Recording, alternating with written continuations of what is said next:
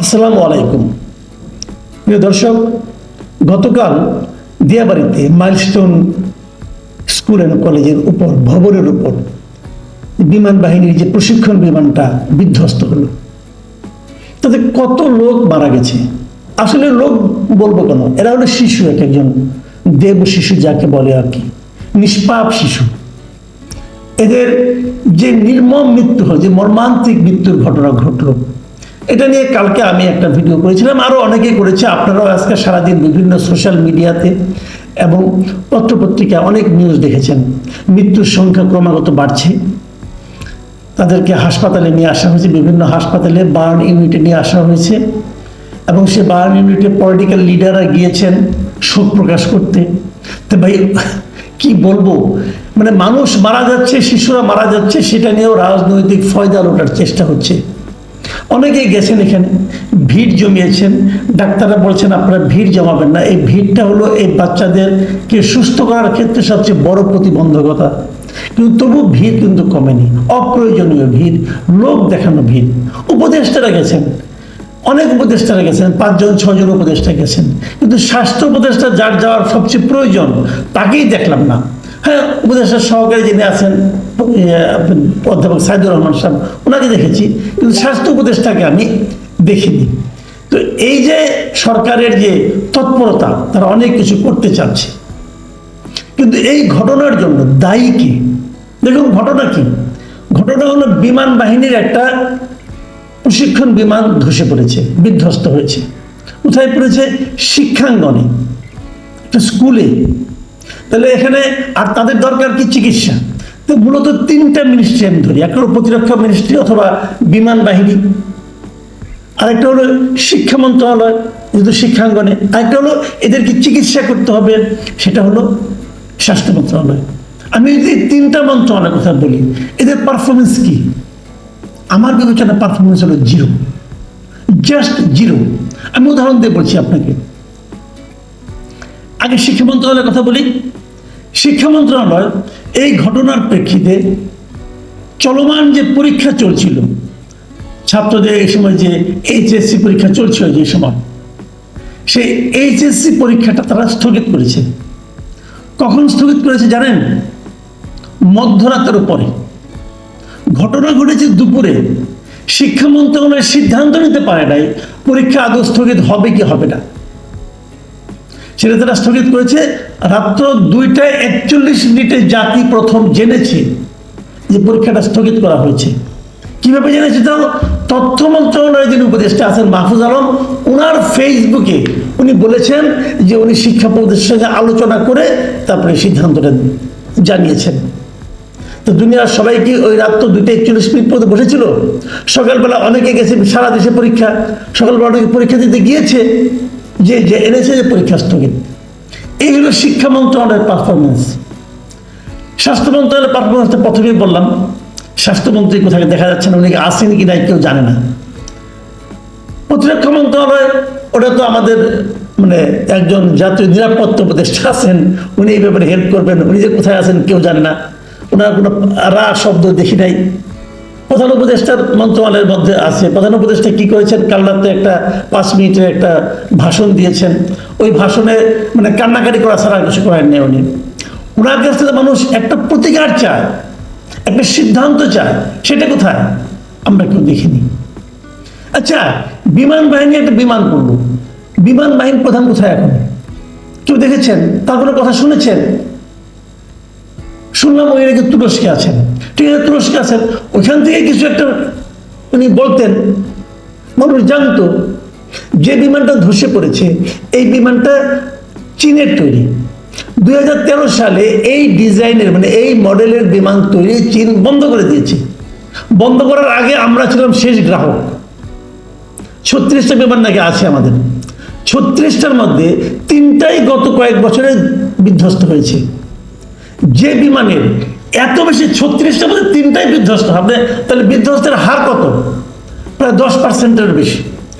এই যে বিমানগুলি বিধ্বস্ত হচ্ছে, এই বিমানটা চালায় কেন? এটা দিয়ে প্রশিক্ষণ করাই কেন? কিনেছে 2013 সালে, মানে হাসিনা সরকারের আমলে। তো বোঝাই গেছে লক্কর ঝক্কর মার্কের বিমান হয়তো বিশাল দাম দিয়ে কিনে নিয়ে আসছে। টাকা পাচারের তো একটা বিরাট সুবিধা এগুলো। এই সমস্ত সামরিক কেনাকাটাতে কোনো হিসাবও হয় না, কোনটা কত দিয়ে কার কাছ থেকে কিনলো কেউ জানে না, টাকা পয়সা জায়গা মতো চলে যায়। এগুলি তো হয়েছে দেশে, সেই বিমানগুলো আরো আছে, আগামীতে আমরা অপেক্ষা করতে হবে কবে আরেকটা কোথায় ধসে পড়ে। এইগুলি নিয়ে আমরা আছি। প্রধান উপদেষ্টা একটা বিরাট কাজ করেছেন, ওনাকে ধন্যবাদ তো দিতেই হবে। উনি করেছেন কি, আমরা যেটা দেখলাম যে হঠাৎ করে ওনার যে ফেসবুক ভেরিফাইড ফেসবুক পেজ আছে, চিফ অ্যাডভাইজার্স যে জিওবি, সেই ভেরিফাইড ফেসবুকে দেখলাম যে উনি একটা আবেদন জানিয়েছেন। কি লিখেছেন আমি আপনাদেরকে ওটা পড়ে শোনাই। উনি লিখেছেন, মাইলস্টোন স্কুল অ্যান্ড কলেজে প্রশিক্ষণ বিমান বিধ্বস্ত হয়ে ক্ষতিগ্রস্তদের জন্য যারা অর্থ সাহায্য করতে চান তারা উপরোক্ত ত্রাণ কল্যাণ তহবিলের উল্লেখিত নম্বরে তা জমা দিতে পারেন। হিসাবের নাম প্রধান উপদেষ্টা ত্রাণ ও কল্যাণ তহবিল, চলতি হিসাব নম্বর অত, সোনালী ব্যাংক, প্রধান উপজেলা কার্যালয়, কর্পোরেট শাখা। মানে উনি মানুষের কাছে এখন ত্রাণ চাচ্ছেন। ভাই আপনার কাছে পুরো দেশটাই দিয়ে দেওয়া হয়েছে, আপনি করছেনটা কি? দেশটা চালাচ্ছেন কিভাবে? আপনি বলবেন আগে ওরা সব নষ্ট করে গিয়েছিল। ভাই আপনার হাতে পড়েছে তাও তো 1 বছর হয়ে গেল। এই 1 বছর আপনি কি করলেন? প্রতিরক্ষা মন্ত্রণালয় আপনার নিজস্ব মন্ত্রণালয়, কি করেছেন আপনি? আপনাকে কিছু বলা যাবে না? কেন বলা যাবে না? জনগণের অর্থের যে তসরুপটা হয়েছে আপনি বিচার করেন, এটার তদন্ত করেন, দেখেন কেন কি হচ্ছে। কোনো আলোচনা নাই।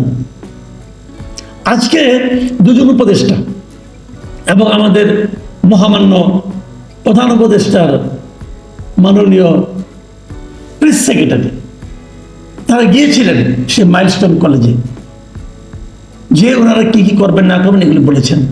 ফল কি হয়েছে? ছাত্রদের ধাওয়া খেয়ে আরেকটা ভবনে যে লুকিয়েছেন, বেরোতে পারছিলেন না অনেক সময়, দীর্ঘ সময়। কেন? তখন বাইরে যখন তাদের ধাওয়া দিয়ে নিয়ে যাওয়া হয়, বাইরে স্টুডেন্টদের স্লোগানগুলো শুনেছেন, এই ভিডিও দেখেছি আমরা, সেখানে আপনাদেরকে ভুয়া ভুয়া বলে স্লোগান দিচ্ছিল স্টুডেন্টরা। সেই সঙ্গে এই অন্তর্বর্তীকালীন সরকারের বিরুদ্ধে তারা স্লোগান দিচ্ছিল। এটা কেন হয়? একটা কথা খালি ভাবুন, এটা কেন হয়? আপনারা যারা গিয়েছেন তারা তো ভালোর জন্যই গিয়েছেন, আমি আপনাদের খারাপ বলছি না, কিন্তু আপনারা তো ভালো কিছু করার জন্যই গিয়েছেন। তাহলে স্টুডেন্টরা আপনাদেরকে ধাওয়া দিল কেন? স্টুডেন্টরা আপনাদেরকে বিরোধী দিল না কেন? স্টুডেন্টরা আপনাদেরকে ভুয়া ভুয়া বলছিল কেন? কারণটার কিছু না। সামগ্রিকভাবে আপনি দেশের মানুষের কাছে এতটাই অজনপ্রিয় হয়ে গিয়েছেন, এতটাই অজনপ্রিয় যে ভালো কিছু করতে গেলেও মানুষ এটাকে অবিশ্বাস করে, আপনাদের ধাওয়া দেয়, আপনাদের ভুয়া বলে। এই জিনিসটা উপলব্ধি করতে পারেন আপনারা? আপনারা জেদ ধরেছেন যতদিন সম্ভব আমরা দায়িত্বে থাকবো, আমরা চেয়ার ছাড়বো না। চেয়ারের প্রেমে পড়ে গেছেন, আরাম ছাড়তে চান না আপনারা। একটা আরাম তো দেখি চেয়ারে আরাম, আরেকটা যে কি আরাম আছে পেছনের আরাম, ওটা তো আপনার যাওয়ার পরে আমরা টের পাবো। এই তো হচ্ছে। স্টুডেন্টরা 6 দফা দাবি করেছে, খুব ইন্টারেস্টিং। আপনাকে একটু দেখুন খালি, ছাত্ররা 6 দফা দাবি করেছে। দাবিগুলো কি কি খুব সতর্কভাবে খেয়াল করুন। দাবিগুলো হলো নিহত ব্যক্তিদের সঠিক নাম পরিচয় প্রকাশ, 1 নম্বর দাবি। কেন? যারা মারা গেছে তাদের নাম পরিচয় প্রকাশটা দাবি আকারে আসে কেন? এটা তো স্বাভাবিক হওয়ার কথা ছিল, এটা তো স্বাভাবিক হওয়ার কথা ছিল, এটা দাবি হিসেবে উপস্থাপিত হলো কেন? এই কারণে হলো যে তাদের মধ্যে সন্দেহ সৃষ্টি হয়েছে যে মৃতের সংখ্যা কম করে দেখানোর জন্য অনেকের নাম পরিচয় দেওয়া হবে না, অনেকের নাম পরিচয় প্রকাশ করা হবে না। দ্বিতীয় দাবি কি? আহত ব্যক্তিদের সম্পূর্ণ ও নির্ভুল তালিকা, মানে যারা আহত হয়েছে তাদের তালিকাতেও কাটছাট হতে পারে, এই আশঙ্কা করছে স্টুডেন্টরা। কেন আশঙ্কা করছে? আপনাদেরকে কেন অবিশ্বাস করছে? আপনারা এখন পর্যন্ত কিছু করতে পারেন আর না পারেন, স্টুডেন্টদের কাছে নিজেদেরকে বিশ্বাসের জায়গায় স্থাপন করতে পারেন নাই। এর চেয়ে বড় ব্যর্থতার কি হতে পারে? তাদের 3 নম্বর দাবি, শিক্ষার্থীদের প্রতিটি পরিবারকে ক্ষতিপূরণ দিতে হবে। 4 নম্বর দাবি, বিমান বাহিনীর ব্যবহৃত ঝুঁকিপূর্ণ ও পুরনো প্রশিক্ষণ বিমান বাতিল করে আধুনিক ও নিরাপদ বিমান চালু করতে হবে। খুব খুবই একদম ভ্যালিড দাবি কিন্তু।